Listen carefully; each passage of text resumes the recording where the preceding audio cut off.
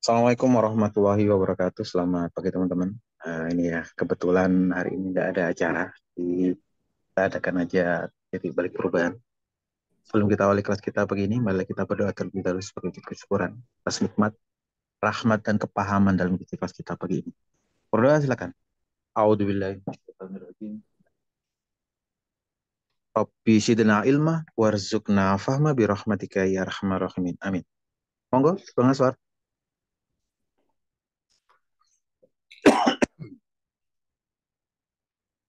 Oke, Bismillahirrahmanirrahim. Assalamualaikum warahmatullahi wabarakatuh. Selamat pagi ya. Kita gantiin untuk besok TBP nggak ada. Kita gantiin hari ini.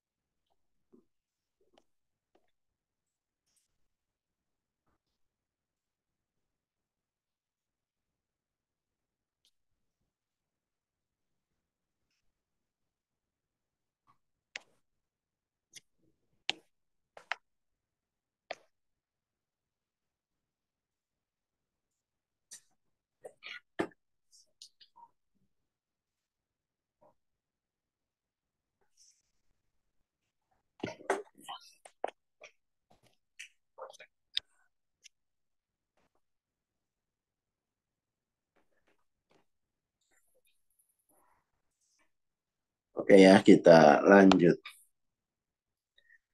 Kenegatifan itu berdasarkan sebuah energy force. Jadi Hawking menganggap bahwa eh, basis dari kenegatifan itu ya aslinya dari dunia binatang.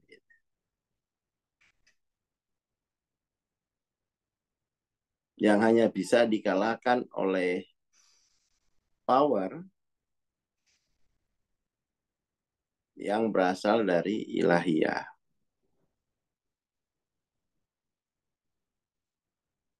Cuman sebenarnya ya apa ya,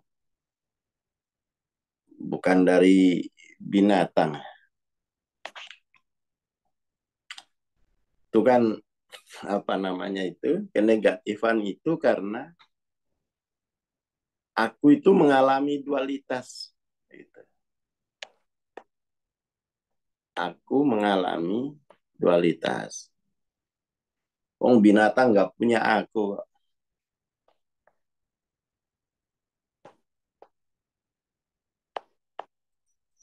Jadi kenegatifan karena aku mengalami dualitas. Tapi nggak apa-apa kalau misalnya dia nulis gini ya. Kita mengerti gitu ya, kita mengerti.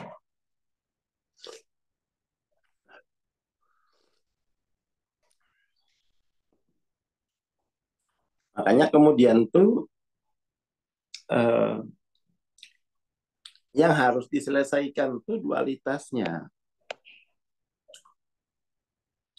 Dualitas pada aku itu gitu. Makanya itu yang harus dilarutkan gitu ya. Harus dilarutkan.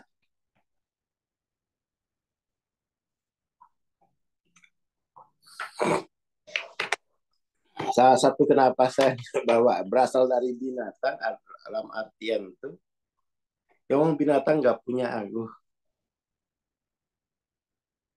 Masih ingat ya, dimensi ke satu pohon, dimensi kedua binatang, dimensi ketiga manusia itu dia sudah punya aku gitu.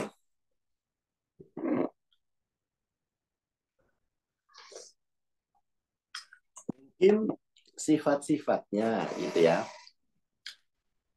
Sifat egois itu ya kayak sifat binatang.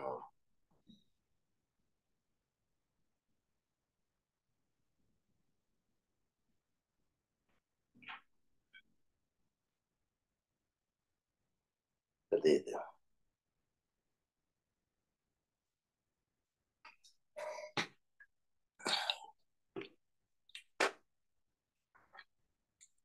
Jadi yang harus dilakukan adalah mengetahui dualitas dari aku. Kita ambil contoh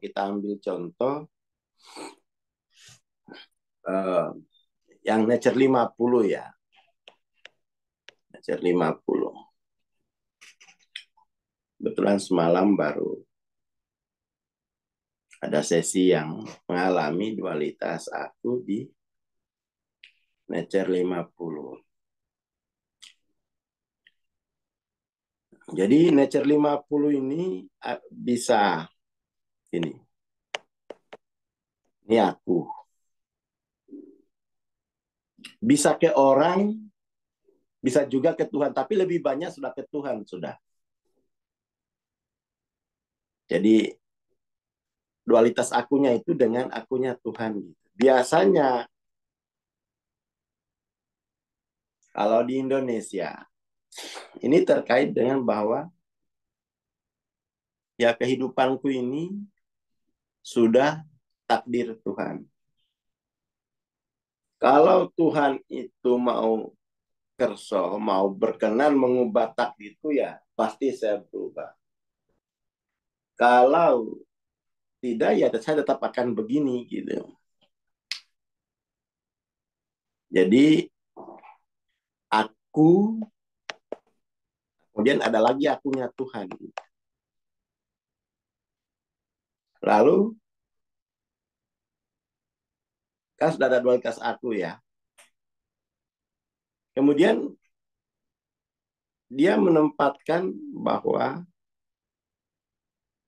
hidupnya ini tergantung kepada akunya Tuhan.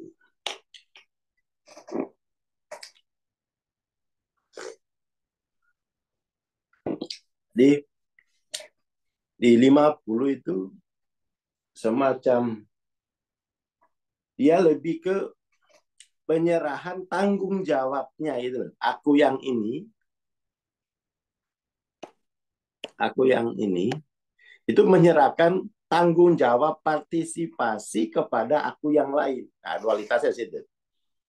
Sudah pelepasan tanggung jawab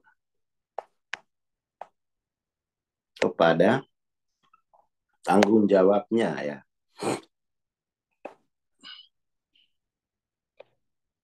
Partisipasi.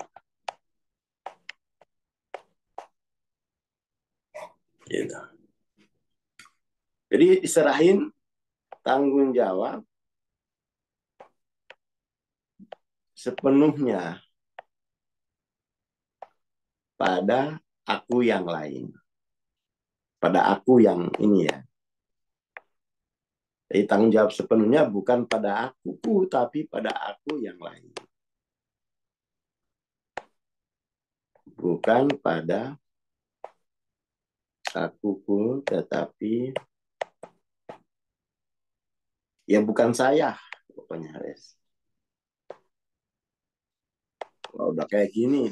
Jadi dualitas di 50, dualitas aku di Nature 50 itu menghasilkan kesadaran seperti ini.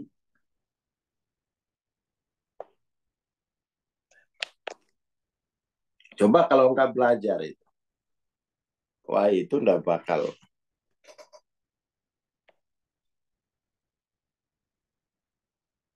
Nah, sampai tanggung jawabnya diserahkan ke Tuhan, biar Tuhan yang selesaikan saja. Saya ngopi sama rokok aja. Aduh. Ya itu kalau dualitas Nature 50 ya begini. Gimana coba membongkarnya? Kamu mau motivasi? Nggak mungkin dimotivasi. Wong dia belief sistemnya kayak begini.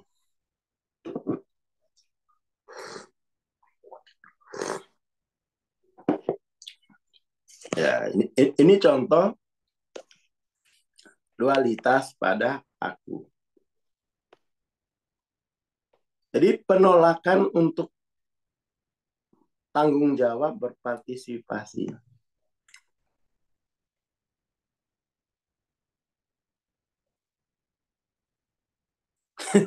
Berharap ditolong tapi juga beranggapan tidak akan pernah ada yang menolong. Belum lagi kalau kena nature aku yang 30 misalnya. Wah. Termasuk itu begini. Dalam semua masalah yang bandel, ya. Maksudnya bandel itu tidak pernah terselesaikan. Dalam semua masalah yang tidak pernah selesai sudah bertahun-tahun, entah itu ekonomi, kesehatan. Di balik itu pasti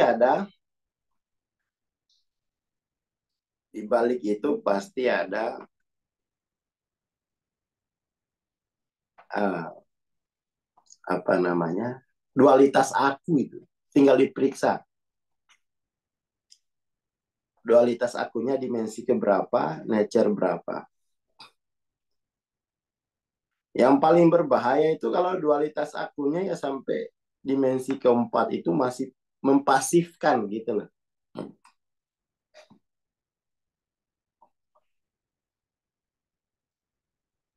Mempasifkan kekuatan aku itu.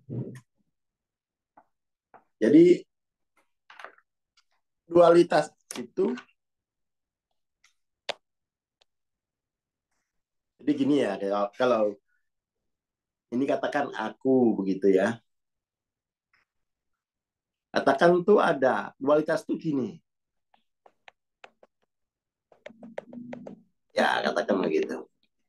Dia menutupi energi kreatif dari aku itu gitu. Sehingga katakan tinggal sisa 20. Nggak bisa nutupi semuanya memang. Ya kayak gini dualitasnya. Ngeblok energi kreatif dari aku. Dengan cara ada dualitas aku itu. Jadi yang membuat ya, nah ini penting. Yang membuat energi ilahiyamu itu tidak full, itu karena dualitas pada aku itu. Nah yang sulit itu adalah menemukan jenis dualitasmu. Nah, ini kamu harus dipandu ini. Tidak bisa kamu menemukan sendiri. Tidak bisa. Kecuali kamu belajar psikologi mungkin ya. Jadi jenis dualitas yang menghalangimu itu harus dipandu untuk ditemukan. Tapi dia gak mudah sebenarnya kamu temukan itu. Kamu cari masalah apa sih yang belum pernah selesai gitu, atau yang membandel.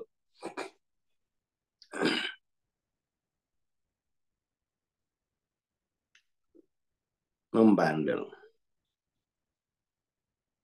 Ada satu pertanyaan ya, penyelesaian masalah itu dari Howland. Howland itu guru spiritual dari Hawaii. Almarhum tapi. Dia selalu kalau ada masalah yang ini, yang membandel gitu. Kesalahan apa yang saya genggam pada diriku sehingga mewujud sebagai masalah ini, kan gitu. Kesalahan apa yang masih saya genggam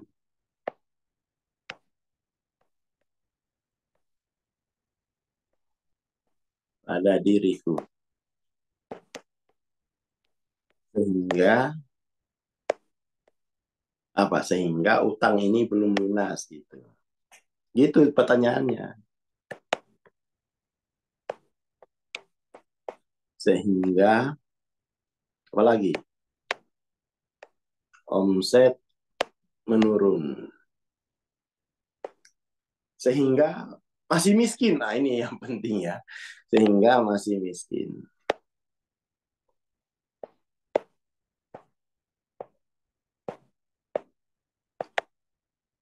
Yang paling ramai sehingga saya tiap hari dikopio sama istri. Nah, itu tanyain. Sehingganya ini kreatif ya, bikin sendiri. Sehingga saya terus dikopio istri. Setiap 2 jam. Misalnya kan istrinya, misalnya, wah, ya harus tak kopio setiap 2 jam. Tanyain kesalahan apa yang jangan, wah istri saya itu kok kayak gitu amat ya, habis ikut MTLOC malah galak, wah nyesal aku ngikutin. Alah, malah tambah-tambah dualitasmu, kamu jadi korban.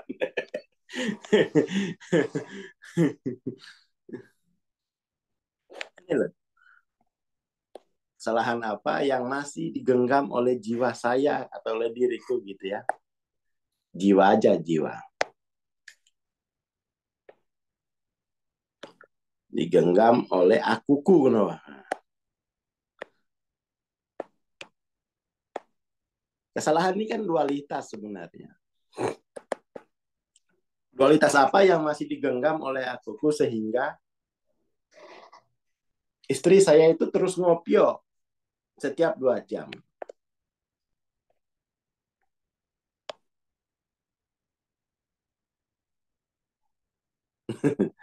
Kira-kira kesalahan apa? Kesalahan apa? Coba dari sini saja.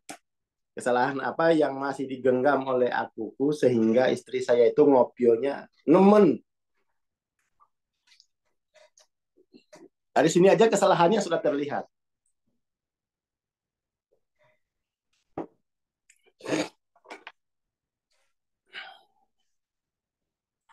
Jadi kopioan itu masih kamu anggap dari istri gitu loh.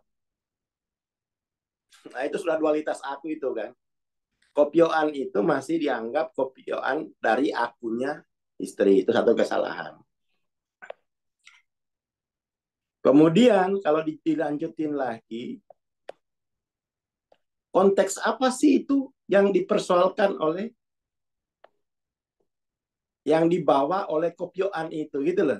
Konteksnya apa itu? Jangan berhenti hanya kepada yang kopio, tapi dia itu konteks apa ya? Saya masih terkopio di konteks apa? Nah, selesaiin konteksnya. Jangan berhenti pada istrinya. Konteksnya apa ini yang di seperti itu. Ah ini ada yang lapor nih ya, masuk. Kang Yoyo. Ya, kesalahan apa yang masih digenggam oleh akuku sehingga dikopio istri tiap hari? Wah, mantap. Berarti sukses belajar istri ya. Kalau udah berani ngopio itu, weh, luar biasa.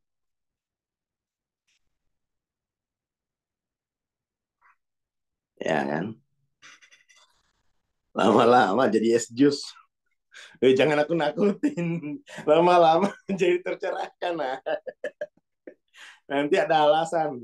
Mama stop kopionya tadi loh. Mas Amin bilang aku nanti suwe-suwe jadi es jus.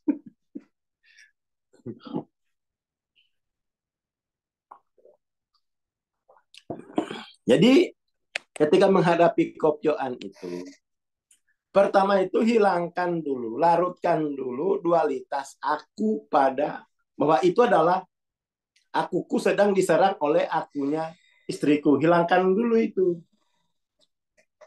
Bahwa akuku, langkah-langkahnya ya, ini untuk para yang terkopio ya. Bantu biar besok nyoblosnya itu penuh dengan keceriaan. Oke, gas. Gitu ya. Satu langkah-langkahnya. Larutkan dualitas bahwa akuku diserang oleh akunya istriku gitu. Ini bagi yang sudah punya istri aja, jomblo nggak usah bikin begini ya. Tapi ini lagi jomblo afirmasi.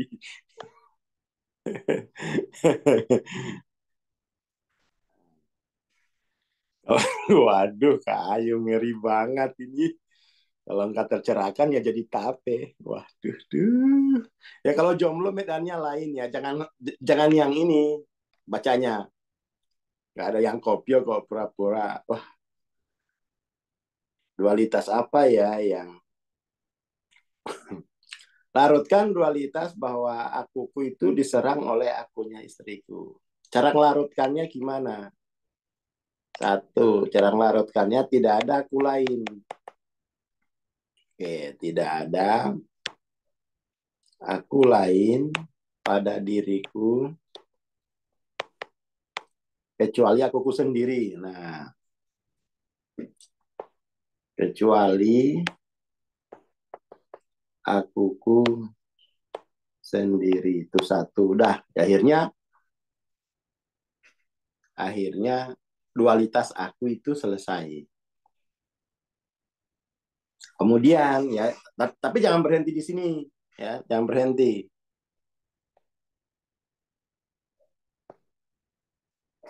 Konteks apa sih sebenarnya yang sedang saya hadapi ini? Konteks apa yang sedang saya hadapi ini?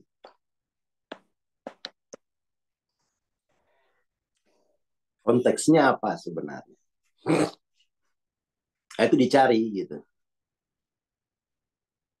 Lebih cepat kalau di mentori mencari konteksnya lalu kita bahas gitu ya. Apakah ya saya menunjukkan berarti nature frustasi dalam hidupku. Macam-macam lah itu, macam-macam. Dan itu harus ditemukan. Tapi sebenarnya kalau nggak dimentori gampang. Misalnya, aku nggak usah dimentori, Bang. Aku mau nyari sendiri. Kamu habis mau mencari konteks tuh, kamu ya yang punya guru ya rabi, ziarah gitu. Nanti ketahuan tuh. Tapi kamu harus susun tuh kan. Harus susun. Kok seolah-olah para suami nggak ngopyo istri? Jangan. Tanggung jawabnya kan soalnya. Tanggung, tanggung jawab suami. Yang di kopjo bini, Bang. Bang. Gitu. Kalau istrinya jangan di kopyo. Nanti balas dendam dia. Kamu udah bisa apa? Ngopyo-ngopyo aku. Kamu prestaan, nggak bisa begitu.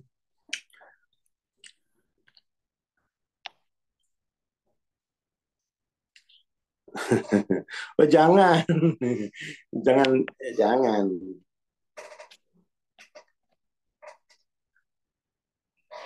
Oke. Ya kontes apa sebenarnya yang sedang saya hadapin? Kenapa Anda selesai? Ini kontesnya apa? Itu ditemukan. Cara paling gampang ya dibahasnya, ditemukan ya di mentori. Tapi kalau enggak, ya kamu bisa nyusun konteksnya itu. Seperti itu. Jadi izinkan itu diri palsu itu diselidiki. Izinkan, selidiki gitu. Biarkan. Yang akhirnya kemudian tuh terjadi pembongkaran struktur ego. Seperti itu.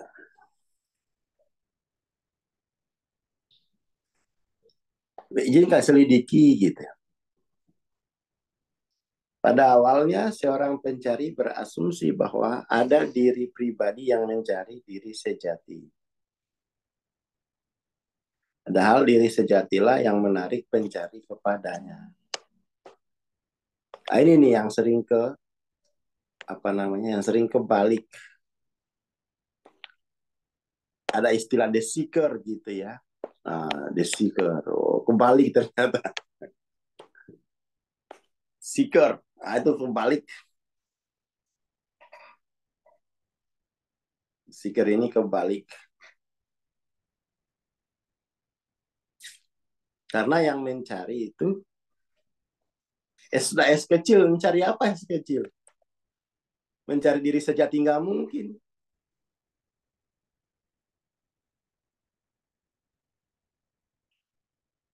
Ya yang disusun itu ya yang ditemukan dalam proses kontemplasi itu. Itu yang disusun.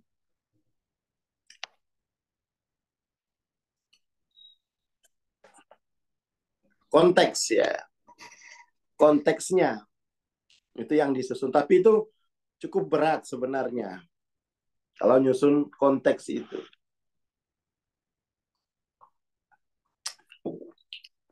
Tapi bisa. Wong saya dulu ya nyusun sendiri. Tapi itu memang bacanya itu harus banyak, harus rapi. Pemahaman ilmu bahasa, pemahaman konteks spiritual itu harus rapi. Pemahaman mengenai ontologi itu ya, kalau nyusun konteks itu kan modalnya banyak.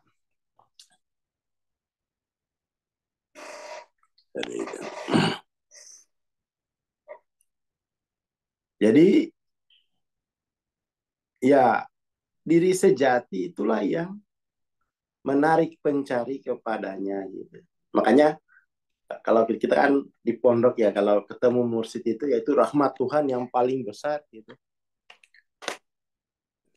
Rahmat Tuhan yang paling besar.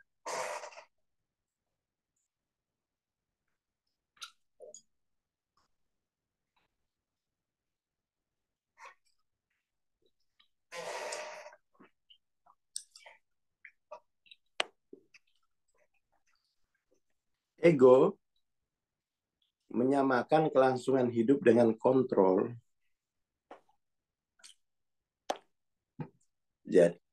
Jadi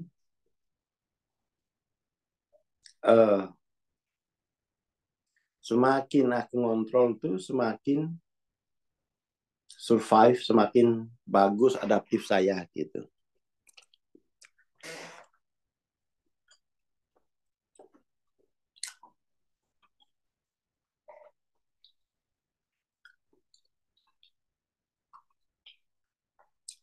Dalam penyerahan akhir kontrol, ketakutan primordial yang mendasarinya muncul. Ketakutan primordial dari ego itu apa? Mati. Ego itu mati. Ego mengalami kematian. Tidak eksis. Tidak eksis.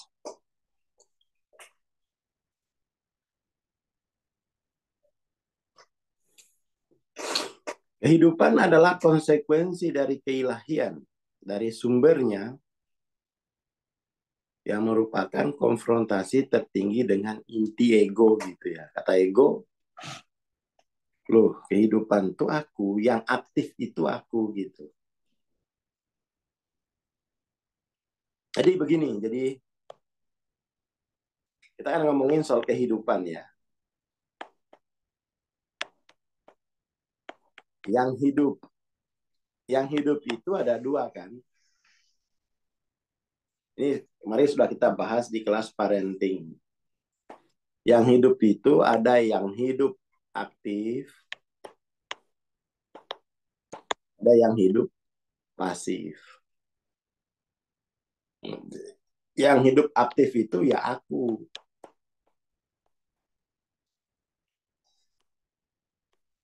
Yang hidup pasif itu semesta. Semesta. Dia hidupnya pasif. Tetapi karena proses progresif itu jenis aku itu disadari di dalam semesta. Di sini kan jenis aku dimensi ketiga, jenis aku dimensi keempat kan di dalam semesta. Makanya ini itu menjadi survive. Ini juga menjadi adaptif. Jadi ada ini namanya dualitas aku, itu kuat ya. Dualitas akunya itu kuat karena dia di alam pasif. Di alam pasif. Jadi anaknya kalau dimensi 3, dimensi keempat itu masih pasif loh akunya itu. Makanya energinya survive, adaptif, masih pasif. Kalau udah melampaui dia kreatif. Seperti itu. Oh ini ya dari Bang Dito ya. Nah, iya betul-betul kata ini kita coba bacakan dulu. Dari Mas Dito, kata istriku Bang, kalau istri ngopyo suami, yang harus belajar suami supaya suami progresif. Tidak ada kok istilah suami ngopyo istri. Betul, 100. Kalau itu terjadi, itu tanggung jawab suami. Ya iyalah, wong suami itu kepala, koda, kepala keluarga. Ya istri mestinya ya tinggal nerima hasil dari apa namanya dari suami. Ya udah benar nih Mbak Nila, udah benar. Lanjutin kopioannya Mbak Nila terus. Pokoknya sampai tercerahkan. Tugasmu itu toh. Tugasmu itu. Ya, tugasmu itu. Bagaimana cara kalau yang kopio tambah bagus lagi? Istri dan mertua. Wah, itu tambah seru. Cepat-cepat. Sip. Ini udah benar ini Mbak Nila ini udah benar. Nah, ini ada hukum satu, istri selalu benar. Hukum dua, kedua jika istri salah kembali ke hukum satu. Itu ada benarnya. Gak usah dibelahin suami itu. Wong kepala keluarga. Hajar terus. Nah, ini kayak Pak Bus nih. Hajar terus.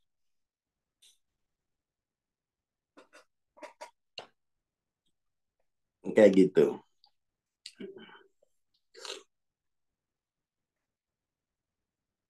Betul, semakin banyak kopioan, semakin cepat evolusinya. Nanti kalau dia sukses, nah keilahiannya kok diizinkan ter apa kena dualitas. Wah, biar adil kopio sama-sama.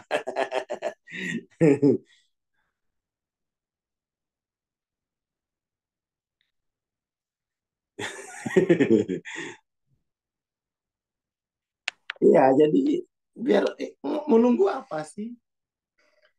Di dunia ini kan banyak penderitaan tuh karena ya banyak suami yang tidak tercerahkan gitu aja. Korbannya ya istri, korbannya ya anak, ya kan? Korbannya istri, korbannya anak. Kalau suaminya tercerahkan, insya Allah istrinya tercerahkan. Kan gitu. Imamnya kok. Masa ya yang imam perempuan? Bukan imam magetan ya, imam sholat.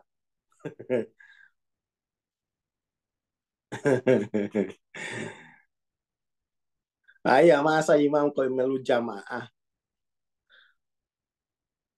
Ya hari pembelaan istri, di mana istri selalu benar. Oh, mantap.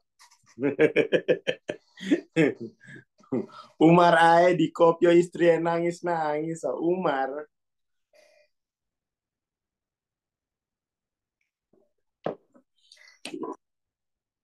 Belum nanti di kopio santri. Nah, itu dia. Semakin di kopio itu, apa sih sakitnya di kopio? Apa sakitnya? Nggak sakit, asalkan tadi satu, tidak ada aku lain pada diriku kecuali aku sendiri.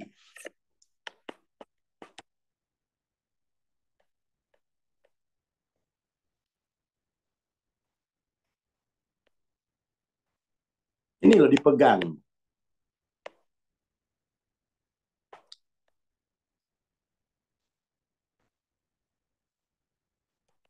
Satu ya, tidak. Ini dulu. Penafian, kepalsuan. Yang kedua, kamu diberi konteks untuk kamu selesaikan loh. Nggak mau. Perjelas konteks. Perjelas konteks.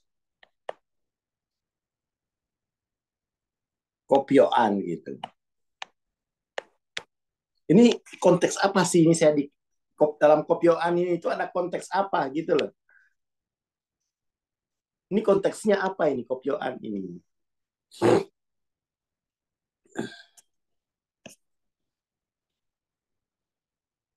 Gitu. Lama-lama itu harusnya itu setelah istri mengkopio ya harus dikasih hadiah karena telah membantu satu menguatkan akumu yang transenden, yang kedua itu akan memperjelas konteks kopioan yang belum kamu ilmui. Seperti itu. Jadi mestinya dikasih hadiah itu habis kopio itu. Karena tidak mungkin itu dilakukan oleh orang lain. Gitu loh. Tidak mungkin dilakukan oleh orang lain. Jadi kalau perlu sekali kopio 200.000. Nah, di reward gitu. Sekali kopio 200.000. Habis kopio naik LOC. Ada juga bun yang naik tekanan darah. Ya bolehlah hadiah beda biar glowing. Ya.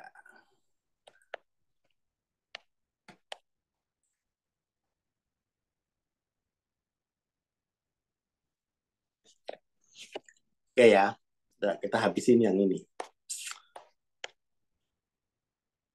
Jadi dengan di kopio itu jadi lega. Apa dualitas akum itu larut gitu. Gimana coba kalau dualitasnya itu dibawa sampai akhirat? Nah, kan gitu pertanyaannya kan. Gimana jika dualitasnya dibawa sampai akhirat? Di sini kamu lagi disucikan istilahnya itu. Di kopio sama dengan disucikan. Nah, yang ya. Kita tulis. Di kopio, ya kan? Di kopio sama dengan proses pensucian diri. Nah,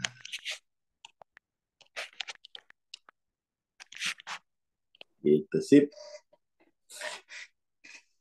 Jangan proses pembantaian, jangan. Ya dihisap, ya betul ya dihisap kamu. Ya dihisap kamu sama istri. Lumayan kan, ada yang bantuin loh.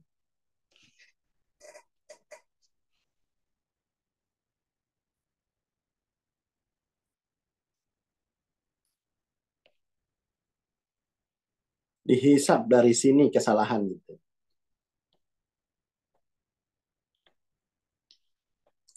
Jangan dihindari. Kalau perlu itu ditanyakan, kok sepi kopio ya hari ini? Apa saya sudah tercerahkan kah atau bagaimana ini? Gitu. Nah, kalau begitu udah tangguh. Berarti udah akunya itu udah kuat. Pemahaman mengenai konteks kehidupan itu udah kuat juga. Udah luas.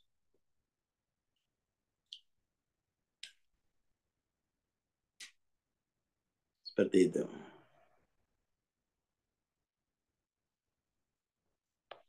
Harus izinkan gitu loh. Biar budaya, biar jiwa patriarkinya itu hilang. Biar Indonesia ini makmur.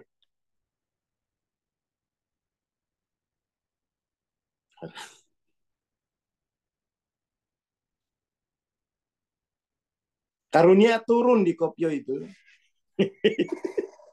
Istilahnya KMI karunia itu di kopio itu. Nggak semua orang loh bisa mengkopiomu gitu.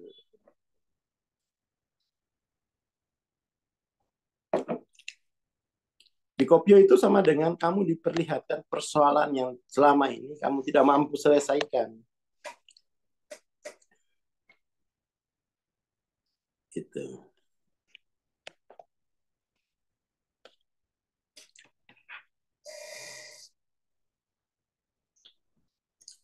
Oke ya. Ketika kedamaian lebih dihargai daripada hiburan ego yang tak pernah puas,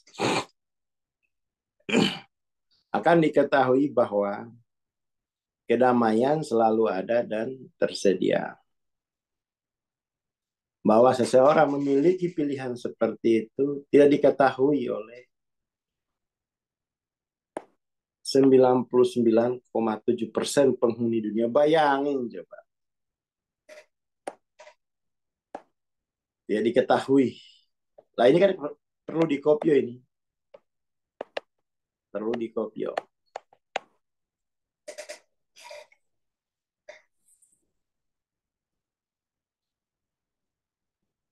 Dengan demikian, ada kebebasan, ada kemerdekaan yang tidak diketahui tersedia. Orang bisa memilih menolak investasi ego di dunia dan di pikiran seseorang tentang itu.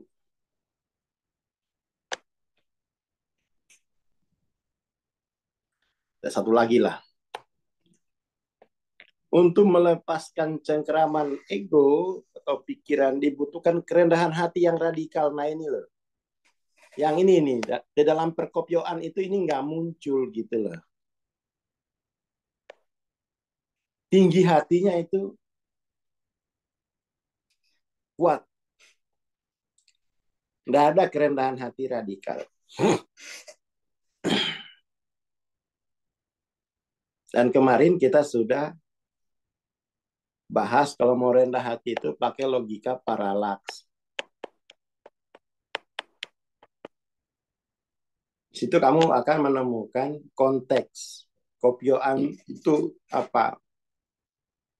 Makanya kopioan istri itu ditulis dengan baik. Oh ini tuh konteksnya 150 dari katakan 700. Udah, coba gimana? Lakukan segera penyesuaian. Kamu kan baru 150 dari 700. Coba lakukan penyesuaian sampai 700. Nah, itu konteks tuh kayak gitu. Seperti itu. Jangan, waduh ini istri saya itu ya. Sejak ikut kelas Bang Aswar. Nemen. Jadi korban akhirnya. Akunya jadi korban dari aku istrinya. Dualitas dimensi 3.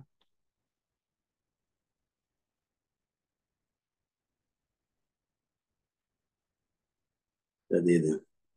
Wih, ini dari ya ini baru yang mantap nih. Kopioan adalah irama kehadirannya. Wah, mantap so. Nah, ini baru oke ini suami harapan istri lainnya. Kopioan adalah irama kehadirannya. Belum kayaknya belum banyak yang berani nulis begini gitu.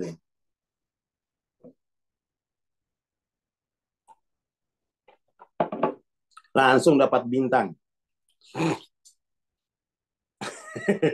Langsung dapat bintang satu. Tadi nggak ada yang komen dapat bintang. Dapat bintang 2. Oh, coba tak kasih bintang lagi lah. Nggak ada.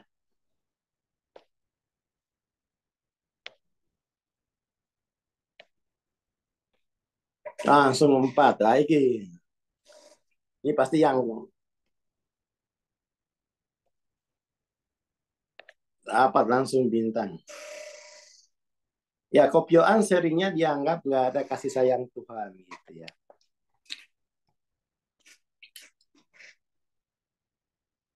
Kerelaan ini menerima energi dan kekuatan dari kerelaan lain yang muncul dari kasih Tuhan gitu ya. Dan hasrat untuk menyerahkan cinta pemikiran, cinta ego demi cinta Tuhan gitu loh. Pokoknya kopioan itu cinta Tuhan, wes. Dah selesai. Selamat coblos besok. Nanti besok kita udah tahu siapa presiden kita gitu.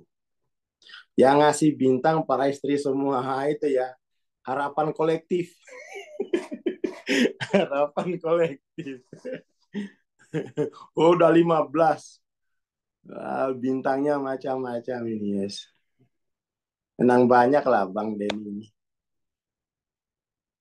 Oke, itu dulu pagi ini. Terima kasih. Assalamualaikum warahmatullahi wabarakatuh. Waalaikumsalam warahmatullahi wabarakatuh. Terima kasih Bang Aswar, terima kasih teman-teman. Jangan lupa ya, gunakan hak suara Anda besok. Dan bagi teman-teman yang ikut kelas parenting, insya Allah besok kita terusin ya, The Awakening Family. Terima kasih. Oke guys, kita satu putaran insya Allah. Assalamualaikum warahmatullahi wabarakatuh. Selamat pagi dan selamat beraktivitas.